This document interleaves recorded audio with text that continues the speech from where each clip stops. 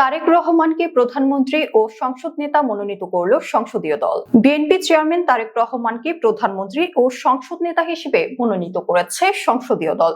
মঙ্গলবার বেলা 11:30টার দিকে সংসদ ভবনে বিএনপির সংসদীয় দলের সভায় এই সিদ্ধান্ত নেওয়া হয়।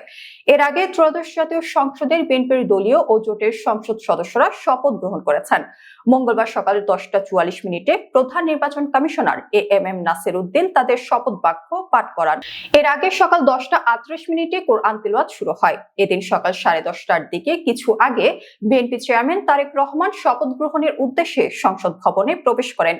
ত্রয়োদশ জাতীয় সংসদের নির্বাচিত সদস্যরা শপথ নেওয়ার জন্য সকাল 9টা থেকেই আসতে শুরু করেন। সোমবার জাতীয় সংসদ সচিবালয়ের সচিবকে দেওয়া ইসির সিনিয়র সচিব আক্তার আহমেদ স্বাক্ষরিত এক চিঠিতে বলা হয়েছে, প্রধান নির্বাচন কমিশনার ত্রয়োদশ জাতীয় সংসদে নির্বাচিত সংসদ সদস্যদের এবং সংবিধান সংস্কার পরিষদের সদস্যদের শপথ পাঠ 17 ফেব্রুয়ারি সকাল 10টা থেকে বাংলাদেশ জাতীয় সংসদ সচিবালয়ের শপথ গ্রহণ কক্ষে পরিচালনা করবেন। ইসির সচিবালয়ের সিনিয়র সচিব আক্তার আহমেদ জানান, ত্রয়োদশ জাতীয় সংসদ নির্বাচনের বেসরকারি ফলাফলে 297টি আসনের মধ্যে বাংলাদেশ জাতীয়তাবাদী দল 209টি এবং বাংলাদেশ জামায়াত ইসলামী 68টি আসনে জয়লাভ করেছে। এছাড়া জাতীয় নাগরিক পার্টি 6টি এবং স্বতন্ত্র প্রার্থীরা 7টি আসনে জয়ী হয়েছেন। সংখ্যাগরিষ্ঠতা অর্জনকারী বাংলাদেশ জাতীয়তাবাদী দল ধানের শীষ প্রতীকে 49.97% ভোট পেয়েছে। অপরদিকে দ্বিতীয় সর্বোচ্চ আসন পাওয়া দল বাংলাদেশ জামায়াত ইসলামী দাঁড়িপাল্লা প্রতীকে 31.76% ভোট পেয়েছে বলে ইসি সূত্র জানায়।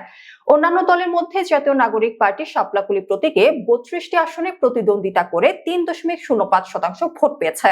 ইসির তথ্য অনুযায়ী ত্রয়োদশ জাতীয় সংসদ নির্বাচনে মোট 50টি রাজনৈতিক দল ও 274 জন স্বতন্ত্র প্রার্থী প্রতিদ্বন্দ্বিতা করে। ইসির সচিব জানান, 299টি আসনে ভোট গ্রহণ অনুষ্ঠিত হলেও আদালতের নির্দেশনার কারণে চট্টগ্রামের 2টি আসনের ফলাফল ঘোষণা করা হয়নি। বাকি 297টি আসনে প্রাপ্ত ফলাফল ঘোষণা করা হয়েছে।